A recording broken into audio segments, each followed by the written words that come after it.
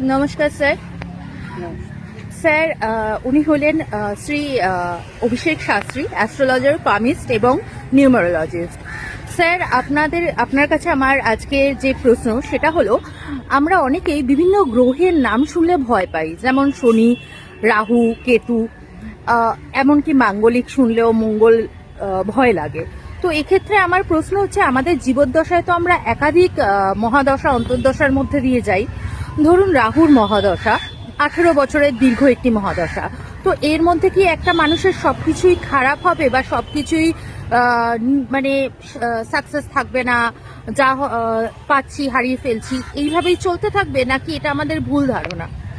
দেখুন, যে কোনো প্ল্যানেট, আপনি শুভ প্ল্যানেট ধরুন বা অশুভ প্ল্যানেট ধরুন, আমরা প্ল্যানেট বলতে দুটো বুঝি, এক শুভ প্ল্যানেট, এক হচ্ছে অশুভ প্ল্যানেট।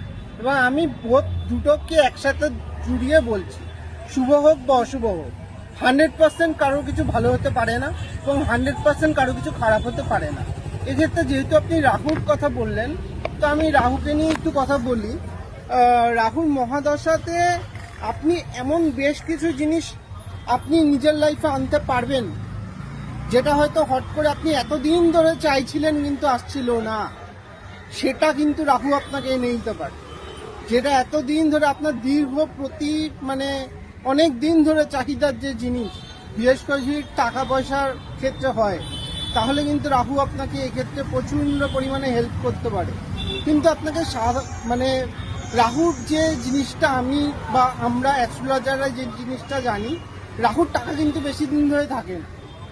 আপনার কাছে যখন টাকা আসবে, আপনি সাথে সাথে রাহুর টাকা খরচা করে ফেলবেন। সেটা যেই কাজে আপনার টাকা লাগছে, হয়তো আপনি একটা গাড়ি কিনবেন, হয়তো আপনি একটা বাড়ি কিনবেন, বা হয়তো যেই টাকা জিনিসের জন্য আপনি ওয়েট করে আছেন যে আমার কাছে এত পরিমাণ টাকা আসবে এবং সেটা দিয়ে আমি একটা বাড়ি করতে পারবো, গাড়ি করতে পারবো। রাহু একমাত্র প্ল্যানেট যে আপনাকে সেই অত পরিমাণ টাকা কিন্তু দিতে সক্ষম। সুতরাং সেই টাকা আপনি দিয়ে সেই জিনিসটা কমপ্লিট করে ফেলুন। টাকাটা লিকুইডেট করে ফেলে রাখবেন না, টাকা আপনার থাকবে না। রাহু যেরকম আপনাকে দিতে সক্ষম, সেইভাবেই আপনার থেকে নেওয়াটাও রাহুর জন্য খুব ইজি। রাহু আপনার থেকে টাকা নিয়ে নেবে। এবার যদি আপনার কাছে টাকা নাই থাকে, রাহু সেক্ষেত্রে কিছু করার নেই। তবে আমার এটাই ধারণা যে রাহুর যখনই মহাদশা আসুক কিংবা অন্তর্দশায়, বেশ কিছু কিছু কম্বিনেশনে আমরা অন্তর্দশায় রাহুর দেখতে পাই যে রাহু আমাদের দিচ্ছে, তো সেইগুলো খুব ইম্পর্টেন্ট। তো রাহুর কালে আপনি পাবেন, প্রচুর কিছু আপনি পাবেন। এবং বহু ক্ষেত্রে আমরা দেখেছি অনেক অনেক কাজ, শুধু টাকা পয়সার ক্ষেত্রে নয়, অনেক কাজ, যে কাজগুলো আমাদের আটকে রয়েছে বা আমাদের স্বপ্ন সেই কাজগুলো করা, আমাদের জীবনের স্বপ্ন যে আমরা জীবনে এই জিনিসটা করব, সেটা কিন্তু আপনার রাহুর মহাদশায় সম্পন্ন হতে পারে। একদম 100% চান্সেস। আচ্ছা স্যার, এই রাহুর মহাদশা তো দীর্ঘ 18 বছরের হয়, আপনার থেকেই আমি জেনেছিলাম।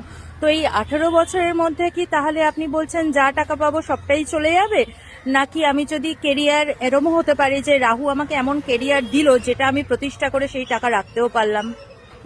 দেখুন, রাহু সাধারণত যদি কেরিয়ার দেয়, তাহলে আপনাকে যথেষ্ট যত্ন করে সেটাকে রাখতে হবে এবং আপনি কেরিয়ার সুইচে করে যেতে পারেন, সেটা আপনাকে খেয়াল রাখতে হবে। রাহু কিন্তু স্থির নয়। রাহু আপনাকে যেটা দেবে সেটা অস্থিরভাবে দেবে, স্থিরভাবে নয়। তো আপনি যে জবটা পেলেন রাহুর কালে, হয়তো আপনি যোগ্যতা হিসাবেই পেয়েছেন জবটা, কিন্তু জবটা আপনি 1-2 বছর কন্টিনিউ করার পরে যদি দেখছেন যে 2 বছর পর্যন্ত আপনি জবটা কন্টিনিউ করতে পারছেন, তো আপনার কাছে একটা এক্সপিরিয়েন্স চলে এসছে। আমি অ্যাজ এ অ্যাস্ট্রোলজার আপনাকে অ্যাডভাইস করবো, আপনি জবটা সুইচ করে যান, অন্য কোনো কোম্পানিতে চলে যান। মানে রাহু পরিবর্তনকে সমর্থন করে, আপনি বলছেন? একদম একদম। রাহু খুব পরিবর্তনশীল, আপনাকে এই মুহূর্তে ওঠাবে এবং এমন ভাবে ডোবাবে আপনি নিজেও চিন্তা করতে পারবেন না। তো স্যার, রাহুর মহাদশায় যে বিভিন্ন অন্তর্দশাও তো চলতে থাকে, তো সেগুলো কি এর সঙ্গে ম্যাটার করে? হ্যাঁ, একদম। ওই জন্য আমি বললাম যে রাহুর মহাদশা এবং অন্তর্দশার বেশ কিছু কম্বিনেশন রয়েছে। যেমন 2-3টে ভালো কম্বিনেশন যদি বলেন, তাহলে দর্শকদের একটু মনে সাহস আসে। অ্যাকচুয়ালি ভালো বলতে সেরকম কিছু নেই, ভালোটা ডিপেন্ড করছে আপনার জন্ম নক্ষত্রের উপর। ঠিক কথা। আপনি কোন জন্ম নক্ষত্র আপনি জন্মেছেন সেই হিসাবে কম্বিনেশনগুলো সেট হয়। প্রত্যেকের ক্ষেত্রে আলাদা আলাদা কম্বিনেশন হয়। এটা এরকম নয় যে সবার ক্ষেত্রে সেম কম্বিনেশনে সেম রকম কাজ দিচ্ছে। আপনার জন্ম নক্ষত্র রাহুকে কতটা সাপোর্ট করছে, সে কি রাহুর ফ্রেন্ডলি লিস্টে পড়ছে না এনিমির লিস্টে পড়ছে, সেই হিসাবে আপনার কম্বিনেশন সেট করা। তাও ধরুন একটা জেনারেল উদাহরণ চাইছি, ধরুন আমি বললাম ধরুন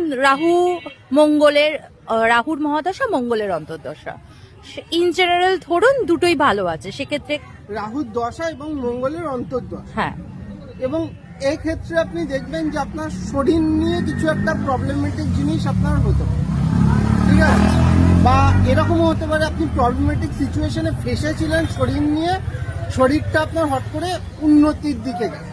যেহেতু পুরোটাই মঙ্গল জন্মছকের উপর নির্ভর জন্মছকের উপর করছে। depend করছে। আপনার ভালো হচ্ছে না খারাপ হচ্ছে সেটা আপনার জন্মছকের উপর ডিপেন্ড করছে।